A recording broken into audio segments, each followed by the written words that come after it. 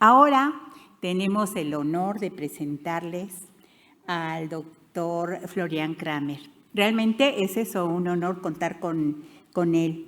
Él es un virólogo de origen estadounidense y austriaco, experto en inmunología y desarrollo de vacunas, especializado en vacunas universales como la influenza y otros. Investigador del virus de la influenza, del hantavirus, coronavirus, entre otros.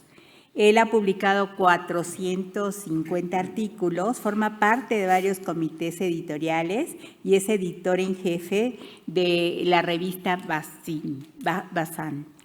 El doctor Florian es profesor de la Escuela de Medicina Mount Sinai y también se desarrolla como director del Instituto Sensweis en Viena, Austria. Espero haberlo pronunciado correctamente. Lo recibimos con mucho gusto.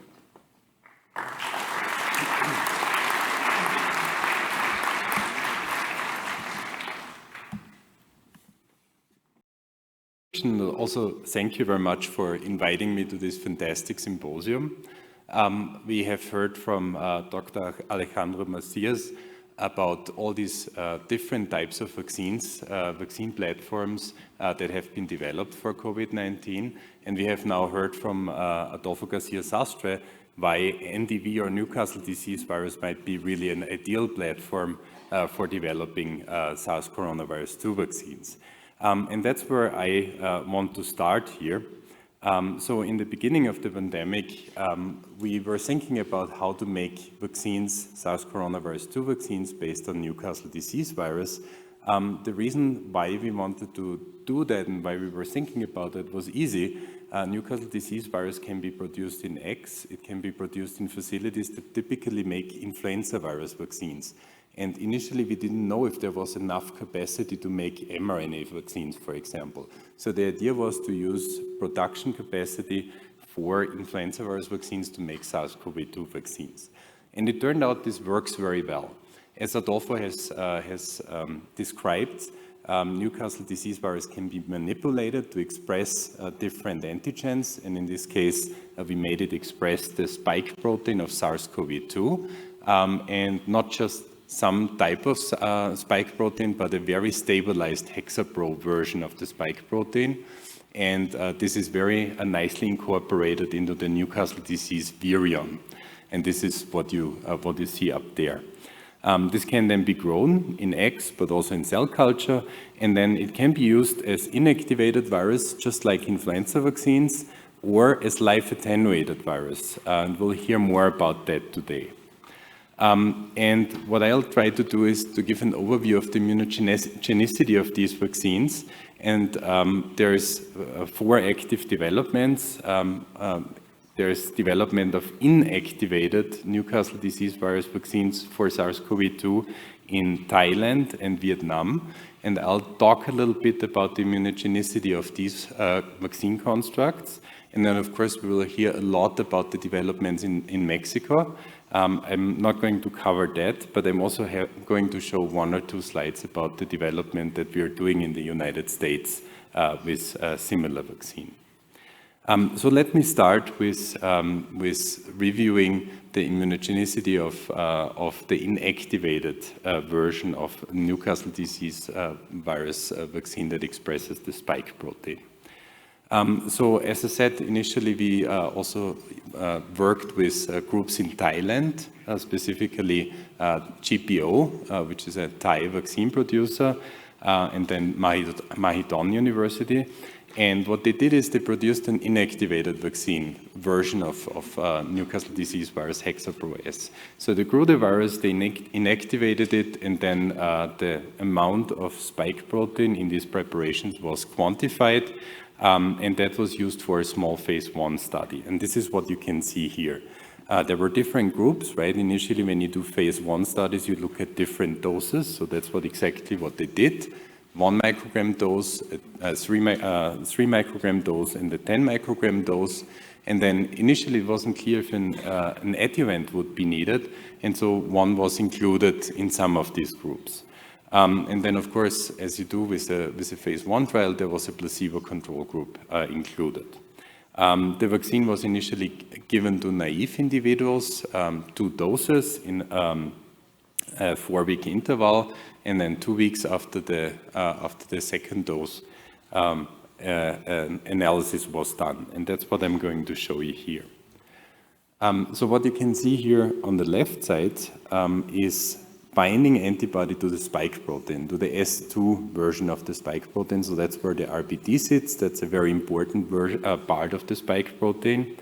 And what you can see there is the reactivity on the left side of these different groups that got vaccinated over time against the spike protein. And what you can see here is you see day 1, that is before vaccination, day 29, this is after the first vaccination, and then day 43, which is after the second vaccination. And you can see for each of these groups, the titers go up, right? There's more and more ELISA signal, and the group that was doing best is the group on the very right side. That's the group that got the highest dose, and that makes sense. We didn't see much of an influence of the adjuvant, so the adjuvant wasn't really needed for that type of vaccine. And on the very right side, you see these gray symbols. Those are convalescent individuals. Those were always included as control. So those were people who got infected and then developed antibodies. And you can see that the vaccinated people actually make better antibody responses as compared to the convalescent individuals. And then the graph on the right side is exactly the same, but here we look at neutralizing activity. And as you can see, we see the same trend. The higher the dose, the higher the neutralizing activity against SARS-CoV-2. And on the very right side, you see the convalescent individuals, and they have much lower neutralizing activity as compared to the individuals that were vaccinated. Now, one important thing is how strong the response in these individuals is. The other important part is how many of the vaccinated individuals actually seroconvert, how many of them make antibodies. And in this initial small phase 1 study, we saw that the vast majority of individuals that were vaccinated after 2 vaccinations made a 4-fold increase in neutralizing titers. Actually, most of them had a 10-fold increase of neutralizing activity. And that's very good because that's what you want. You don't want to vaccinate 100 people and then only 40% of them make an actual response to your vaccine. Of course, when this work was done, the first variants came, right? If you remember, the first variants were alpha, beta, then the P1, the Delta variant. And so these samples were also assessed for neutralizing activity to the beta variant, which is what we used to call B1351, that's in the middle panel. And then the P1 variant, that was the one that was emerging in Brazil. And you can see that this, although the titers, the neutralizing titers against these variants are lower, which makes sense because they changed a lot, we still see that we get neutralizing activity from these sera against these new variants. So that was really helpful to see that we also get cross-neutralization. Our groups at Mount Sinai worked with the team in Thailand, and so we were able to get samples from Thailand to New York. And in New York, of course, we had a lot of samples from people who had gotten mRNA vaccinated with the Pfizer vaccine.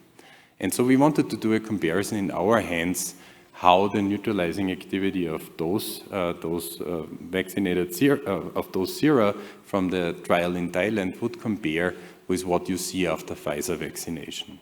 And so we looked at that, and this is shown on the relatively basic graph here on the left side, on the right side, where you can see again in the same colors the groups from the Thai vaccine trial. And then here we have the mRNA vaccine group from Mount Sinai. And here on the very right side, we have our convalescent individuals. And what we saw was that neutralizing activity is pretty similar to what we see in this case with the mRNA vaccines. Of course, they are not directly matched because one trial was done in Thailand, the other individuals were vaccinated in New York, and they were, of course, not exactly the same age. But we see that there's actually pretty good neutralizing activity compared to the Pfizer vaccine. We also looked at binding antibody again. And here it was interesting because what you can see in the graph on the left side is that the Pfizer vaccine actually induced much more binding antibody. The neutralizing antibody was similar, but more binding antibody. And we had seen that before. We had seen that if you compare binding antibody levels with neutralizing antibody levels for mRNA vaccinated individuals with people who got infected, the infected people had lower neutralizing antibody titers, but a higher proportion of neutralizing antibodies. And we see the same with the NDV vaccine, with the NDV hexapro S vaccine. We see that you might not get as many antibodies as with the mRNA vaccine, but the ones that you get are really neutralizing. And the reason we think that is because, of course, Newcastle disease virus has its own glycoproteins, right? So you have this Newcastle disease virus that Adolfo showed. There's these glycoproteins on the surface, and it's like a forest. And then you have very tall trees in that forest, and that's the spike protein, right? The spike protein is much bigger than the glycoproteins that the Newcastle disease virus has. And only the RBD, only the tip of the spike protein basically sticks out of the forest. And that's where the neutralizing antibodies bind. And so we think the glycoproteins of NDV, they kind of basically obstruct the S2 subunit of the spike, and so we don't get a lot of non-neutralizing antibodies, but we focus the immune response really on the RBD, and that gives us a lot of neutralizing antibodies. As I mentioned, we were also working with IVAC in Vietnam, and they did a very similar study. They made the vaccine in a very similar way, and in this case, they tested 1 microgram, 3 micrograms, and 10 micrograms, smaller group sizes, but a very similar vaccination regimen. Also, 2 vaccinations in naive individuals in a 4-week interval, and then they also did an analysis. And what was really, really nice for us to see is that this is very reproducible. So what you see here on the left side again is ELISA binding to the S1 spike part. And again, this is the different groups that you see, and on the very right side of the graph, there are convalescent individuals. And again, we saw that the inactivated version of the vaccine induced good antibody titers after 2 vaccinations, and these antibody titers were higher compared to people who had been infected with SARS-CoV-2. And the graph on the right side shows again the same, but done with neutralization assays. And again, that mirrors the binding antibody titers. So again, we see relatively strong neutralizing activity, better than people who just had been infected. And again, we looked at seroconversion rates, and it was nice to see here in both cases for spike binding antibodies and for neutralizing antibodies that we got really good seroconversion rates as well. So very reproducible. This was done in a different country, but it looked very much like the data that we had from Thailand. I'm also going to show you some data from a phase 2 trial in Vietnam. I'm going to show that because in this case, we compared it to the AstraZeneca vaccine. We've heard the AstraZeneca vaccine is a good vaccine. It saved many, many lives. It worked well. Actually, my parents got vaccinated with that vaccine, and I was very happy about that. And so in this trial in Vietnam, we had 3 groups, a 3 microgram inactivated NDV hexapro S group, a 6 microgram group, and then the AstraZeneca vaccine. And in each of these groups, we had approximately 125 individuals. The vaccination regimen, again, was very, very similar. And what I'm showing you here is a graph of, in this case, neutralizing titers over time. And you see 3 lines in this graph.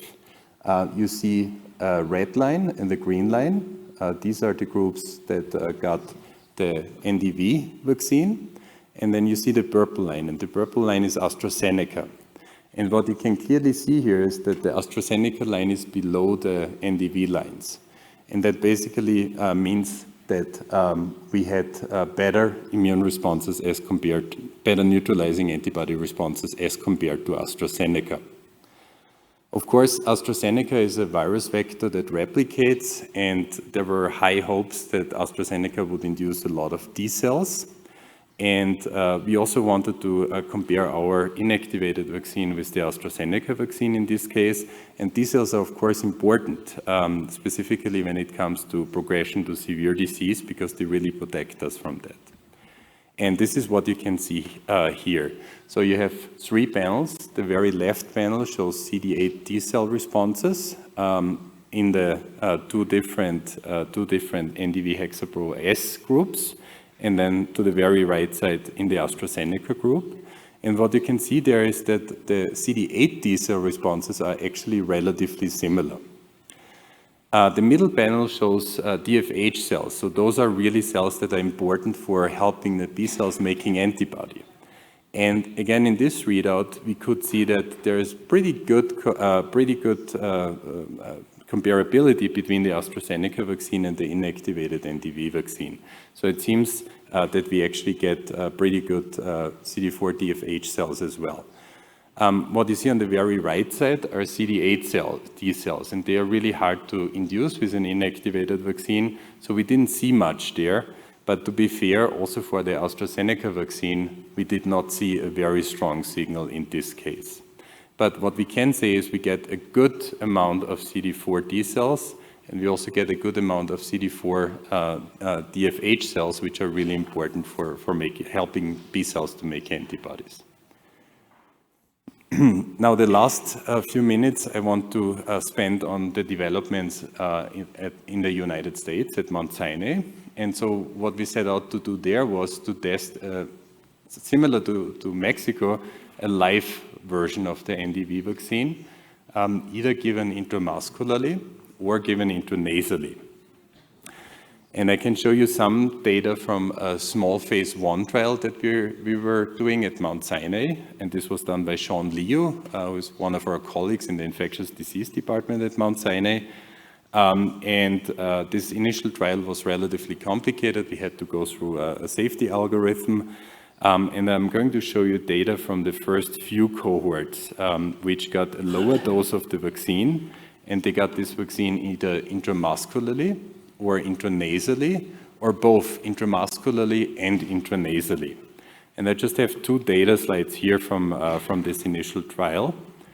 So what you can see here is the fold induction of antibodies in serum, right? So on the left side, you see anti-spike antibodies, binding antibodies measured by ELISA again. This is fold induction. On the very left, you see the placebo control group. It's very small numbers here, but in the placebo control group, nothing happened. So these people got vaccinated, but they didn't, of course, make an antibody response. Then you see the intranasal group. Here, the subjects in this group responded nicely with antibodies in serum. They were not naive individuals. They had been vaccinated before with mRNA vaccines. At this point, when we started that trial, there were no naive individuals available anymore. But there was a good response in serum. Then the middle group shows what happens if you give the vaccine intramuscularly. Again, a good response. We don't know if there's a real difference to the intranasal group because the numbers in this case were too small. And then on the right side of the left graph, we have what happens if you give the vaccine intranasally and intramuscularly at the same time. And again, we see a response there. On the right side, you see the neutralizing activity, and that basically mirrors what we see in terms of the antibody response, the binding antibody response in serum. So this was what we expected, and what we were really excited about is we also measured the antibody response in the upper respiratory tract. We collected saliva and then looked at secretory IgA in saliva. So that's an antibody that's only made in the upper respiratory tract. And what you can see here is that the group that got the intranasal vaccine here has a response. The group that got the intramuscular vaccine has a very, very small response, so there is a difference. And then when we combine the vaccines and give them intramuscularly and intranasally, we see a better response again. Often it's really hard to measure these antibodies because, as you can imagine, saliva and also nasal secretions kind of depends a little bit the concentration of the antibody on, how much liquid you have consumed, and so on and so forth, on a lot of how dry the air is. And so we often then normalize this. And on the very right side, you see the normalized values, and that basically actually gives you even better picture of the induction of these antibodies in the respiratory tract. And that already brings me to my conclusions. We see that inactivated versions of this vaccine have been evaluated in several countries, and there's now a license out in Thailand for it. We see that it's very immunogenic, and it uses strong binding and neutralizing antibody responses in naive, but also in seropositive individuals. We see that the antibody responses are higher than what we see with AstraZeneca, which is really nice. We see that the induced antibody response is more skewed towards neutralizing antibodies and less to binding antibodies only. And we see in the US with the live intranasal NDV hexapro-S good mucosal immune responses, and we're very excited about that. I'm going to finish my presentation here with acknowledgements. A lot of this work was done with a whole network of people at Mount Sinai, Peter Balese's laboratory, Adolfo Garcia Sastre's laboratory, Wayne Sun's laboratory, my laboratory, and then of course Sean Leo and Judy Aberg were involved. And we also have a GMP facility at the university that really helped. And then of course we worked with GPO in Thailand and IVAC in Vietnam. And we're working with Castlevac's as a partner in New York. I also wanted to thank Avimex. You'll see that data today. It's amazing data, and it was really an amazing collaboration with Dr. Bernardo Lozano from Avimex. Really thank you for this collaboration. It was really exciting times. And I also wanted to thank Dr. Constantino Lopez, who really led this in the clinic. And so thank you very much for your attention, and I hope we have a nice discussion afterwards.